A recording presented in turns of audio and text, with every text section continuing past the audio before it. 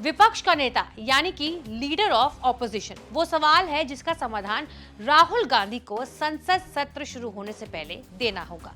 10 साल से कांग्रेस विपक्ष की सबसे बड़ी पार्टी थी, लेकिन 54 सांसद नहीं होने से विपक्ष का नेता नहीं मिला। इस बार ये संकट नहीं है।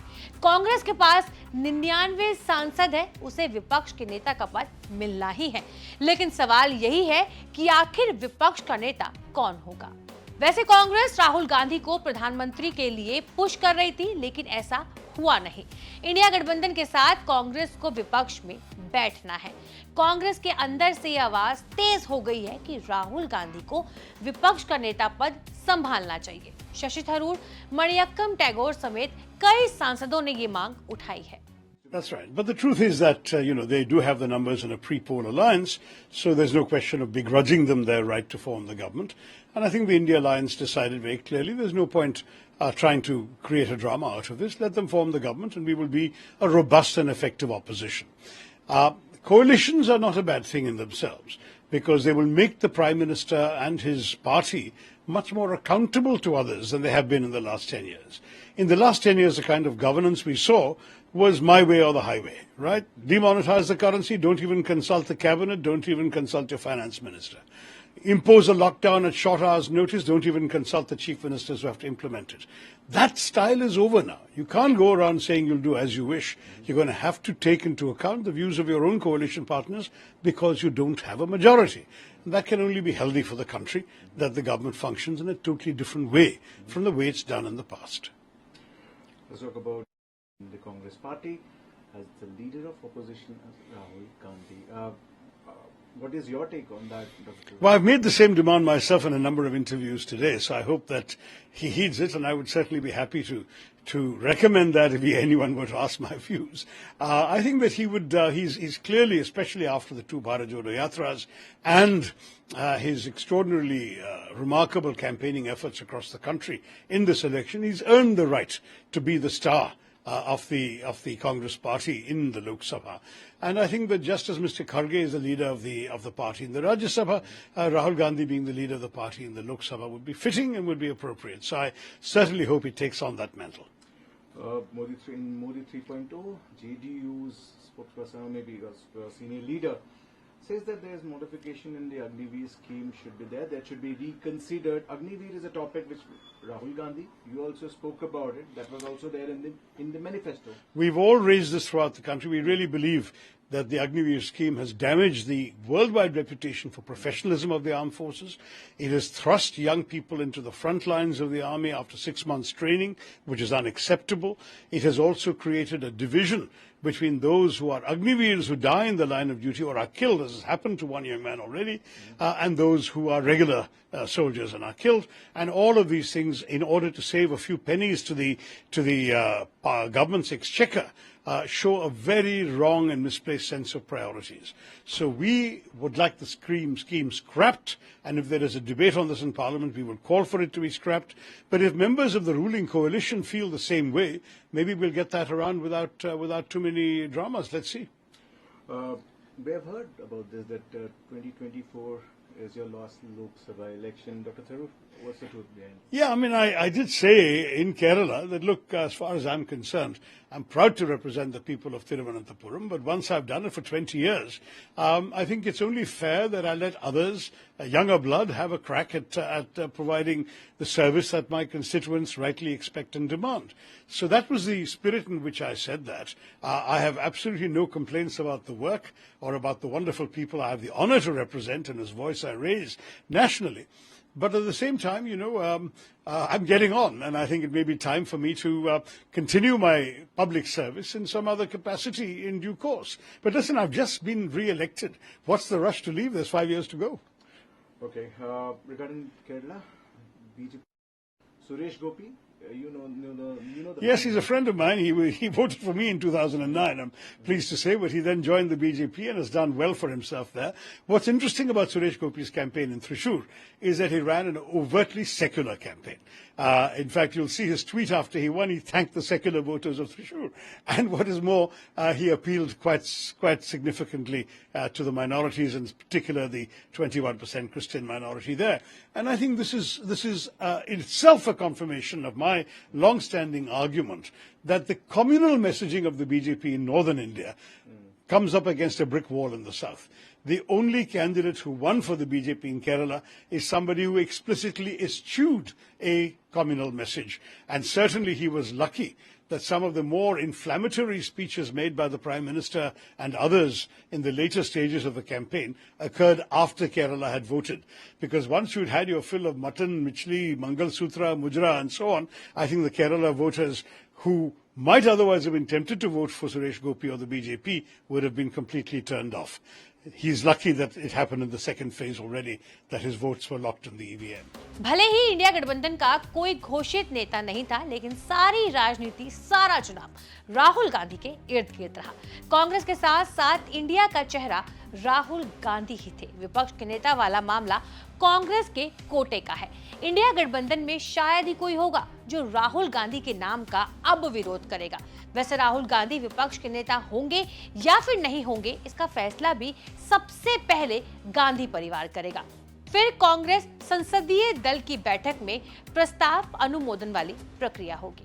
राहुल गांधी पर विपक्ष का नेता बनने का प्रेशर इसलिए भी है कि वही है जो संसद के अंदर और संसद के बाहर मोदी को मुकाबला करते रहे हैं। 2014 और 2019 में राहुल गांधी संसद रहे, लेकिन वो कांग्रेस संसदीय दल या फिर लोकसभा में कांग्रेस के नेता नहीं थे।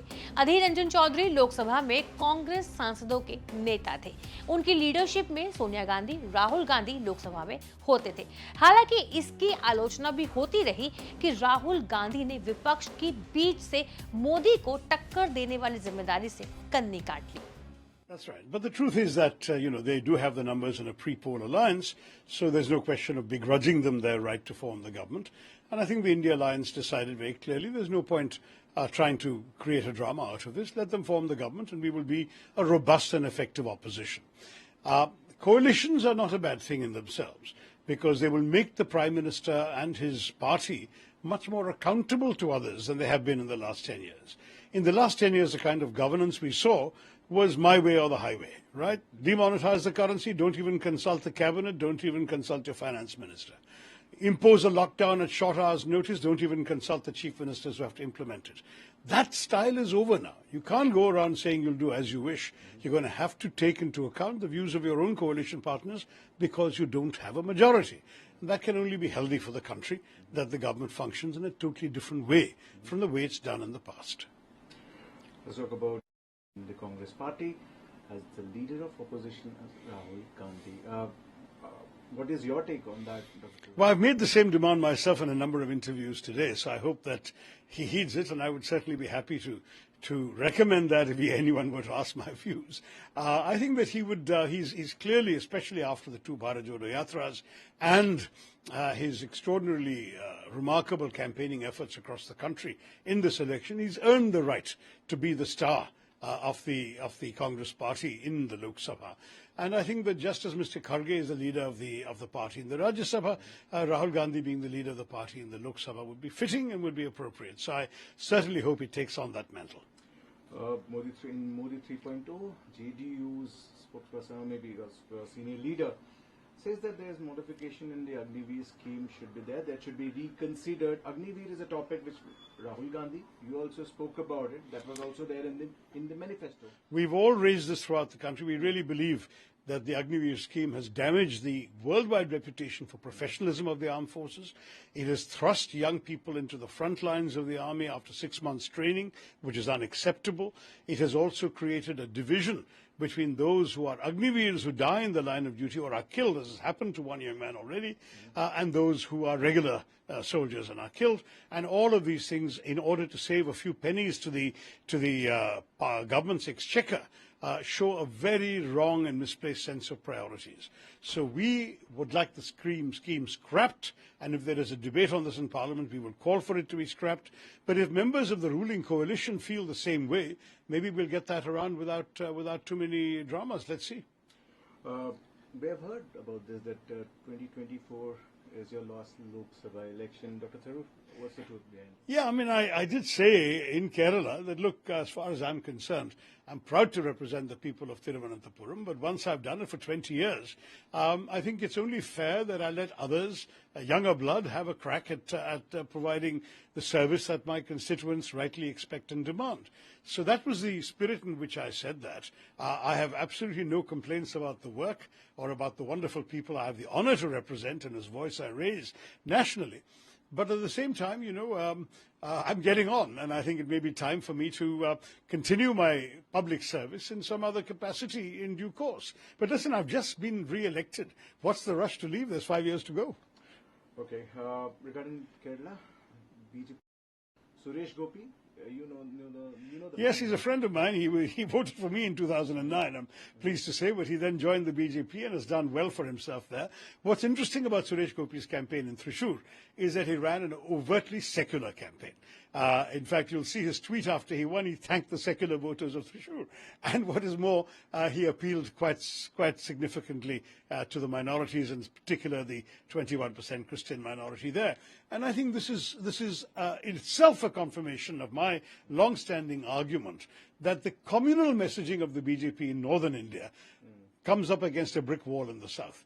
The only candidate who won for the BJP in Kerala is somebody who explicitly eschewed a communal message. And certainly he was lucky that some of the more inflammatory speeches made by the Prime Minister and others in the later stages of the campaign occurred after Kerala had voted. Because once you'd had your fill of mutton, michli, Mangal Sutra, Mujra and so on, I think the Kerala voters who might otherwise have been tempted to vote for Suresh Gopi or the BJP would have been completely turned off. He's lucky that it happened in the second phase already, that his votes were locked in the EVM.